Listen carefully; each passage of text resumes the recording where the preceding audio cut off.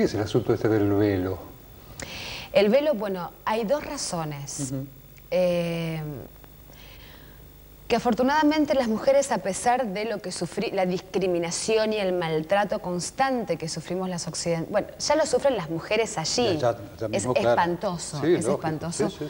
con una expresión que muy impresionante, que era: una mujer es menos que un burro porque el burro lleva carga, la mujer no. Entonces eso se potencia más si una mujer es occidental, porque nos consideran que bueno, para su mentalidad somos liberales o sucias o infieles y demás.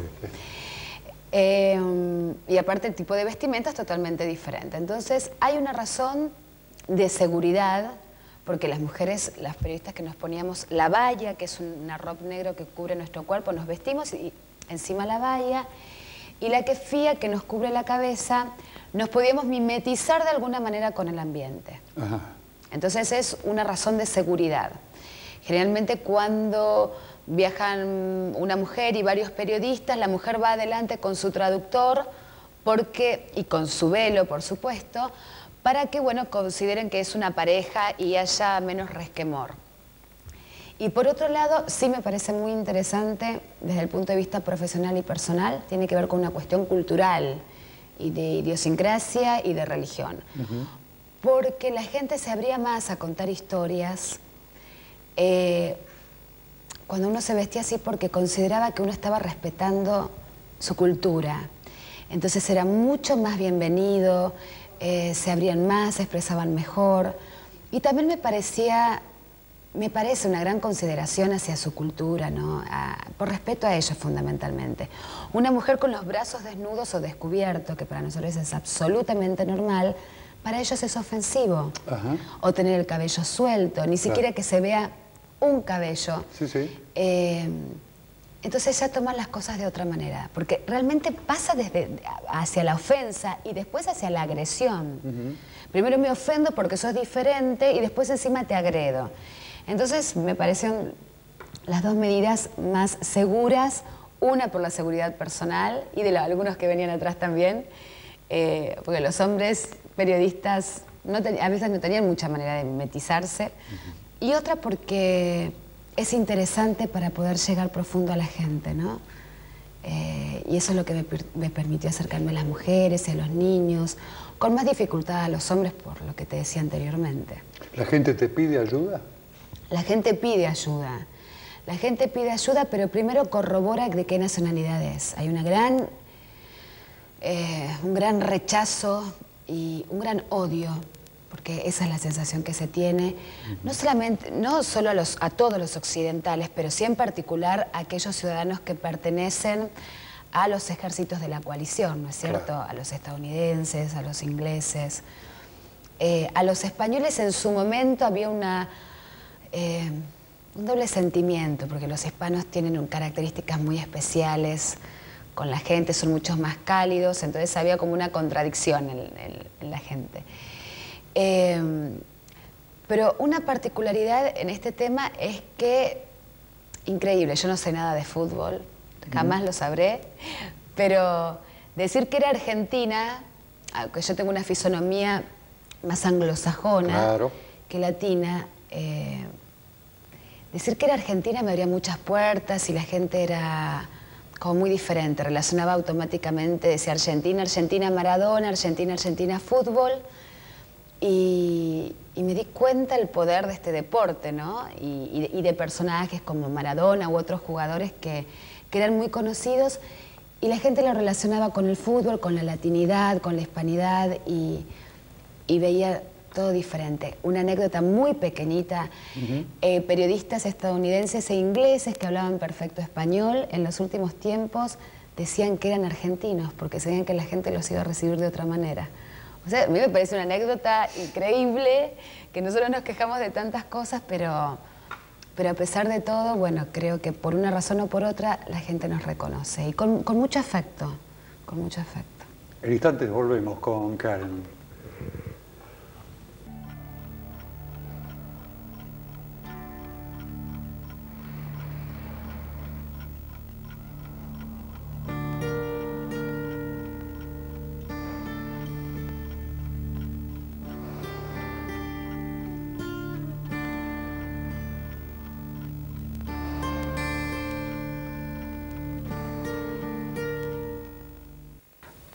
Estado en gestación, algo así, ¿no? Sí. En Colombia. Sí, es cuando las FARC, en pleno proceso de paz, se declaran estado en gestación. Esto fue así. Yo viajo a Colombia en el año 2001. Había regresado hacía poquito tiempo de cubrir la segunda intifada al Medio Oriente. Y me impactó mucho, me interesó mucho el conflicto colombiano. ¿Por qué? Porque no se le presta demasiada atención en Latinoamérica. Son también los europeos los que miran mucho ese conflicto, inclusive hay ya especialistas en Colombia. Y es un conflicto sumamente interesante desde lo humano porque es un conflicto interno, en un país muy rico, con un valor geoestratégico muy importante, bioceánico, en la punta del continente, con reservas naturales increíbles, similares a las de Brasil, donde inclusive se está pensando en la comercialización del oxígeno, y un conflicto cruzado en todos sus estamentos por el narcotráfico. Y después me interesa mucho el tema de los grupos insurgentes, así que tenía, por un lado, analizar las FARC, que es el grupo insurgente más viejo del mundo y con un líder como Tiro Fijo que ya está grande, pero también es el líder más viejo del mundo. Claro. Por otro lado, una guerrilla castrista como el ELN, grupos contrainsurgentes, bueno, un conflicto muy interesante para analizarlo y para buscar qué es lo que pasa, y también con un drama humano absolutamente atroz, con más de 3 millones de personas desplazadas, desplazados internos, 25 millones de campesinos, indígenas y negritudes excluidos socialmente, o sea, viviendo inclusive bajo la línea de pobreza, donde no hubo reforma agraria, o sea que la organización social en algún punto es medieval, por decirlo de alguna manera. Un conflicto muy interesante y que tenía que ver con mi continente, muy cercano. Bueno, fue muy interesante llegar hasta las FARC, las Fuerzas Armadas Republicanas de Colombia, el grupo insurgente más poderoso de Latinoamérica. ¿Cómo llegaste? Llegué a través, bueno, de diferentes contactos y fuentes y demás. Obviamente el camino fue arduo, se estaba en pleno proceso de paz, pero las FARC estaban siendo muy rigurosos a quién iban a atender. Obviamente en ese momento no daban entrevistas a medios nacionales, a medios colombianos. Bueno, habían armado una estrategia de comunicación en medio de este proceso de paz, donde quería que fuera difundido, digamos, su accionar y su ideología, y que fuera comprendido por qué habían aceptado este proceso de paz, y eran muy selectivos con los medios, en realidad no con los periodistas, sino con los medios en sí.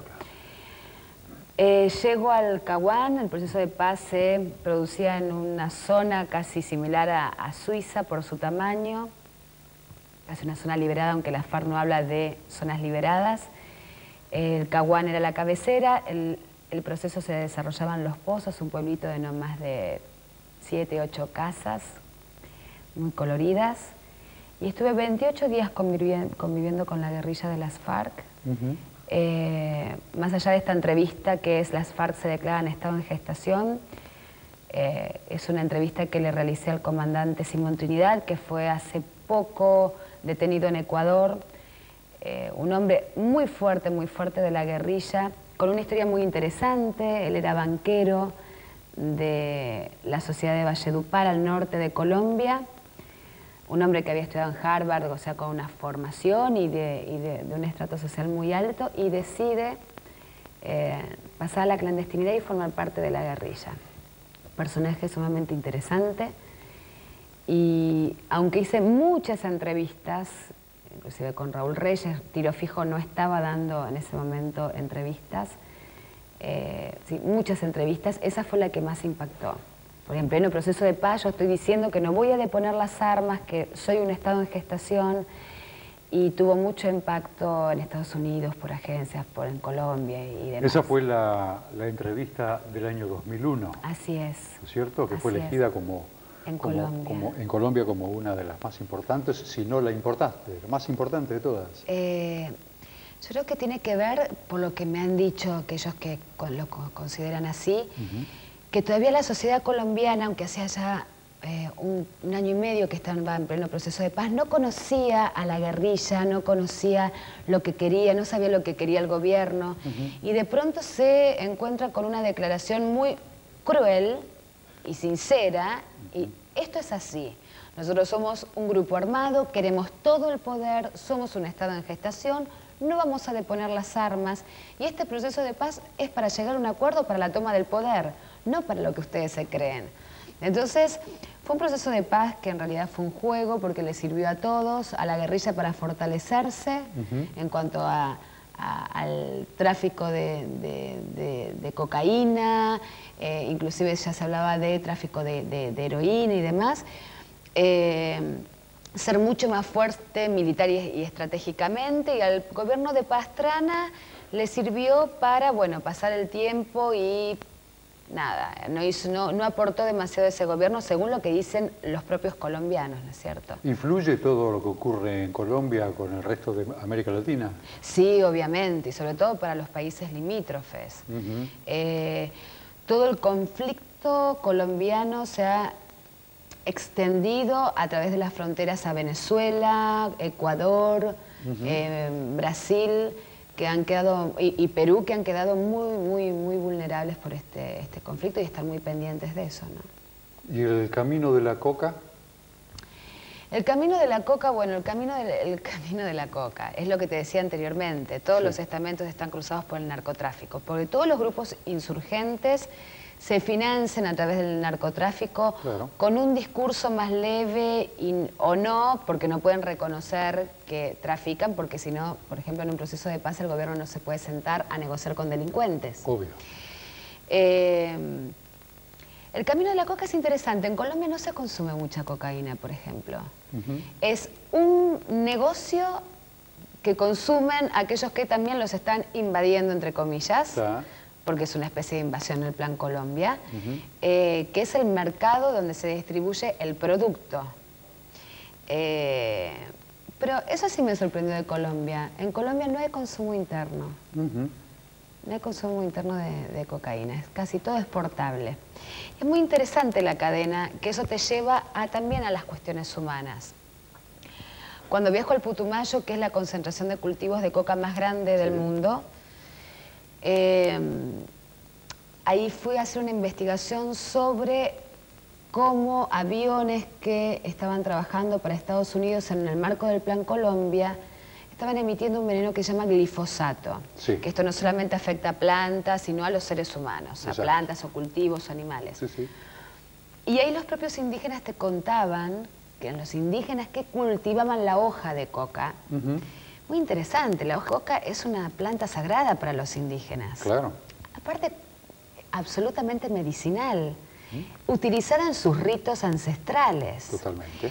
Y una gobernadora indígena, la primera gobernadora indígena del Putumayo, me dijo, vinieron los gringos y nos enseñaron a procesarla, o a hacer la pasta de coca. Entonces usted imagínese, me decía, nosotros no tenemos rutas ni tenemos otro trabajo que cultivar lo que ellos denominan el pan coger, que es maíz, papa o yuca. No hay rutas, no lo podemos comercializar. Entonces vinieron los gringos, nos enseñaron a hacer la pasta de coca y por lo menos, yo no recuerdo exactamente, hace 2 años, supongamos que por cada hectárea ganaban $200. O sea, absolutamente nada en relación al negocio del narcotráfico. Entonces decía, bueno, con eso le podemos comprar alguna comidita distinta a nuestros chicos o unas zapatillitas y demás.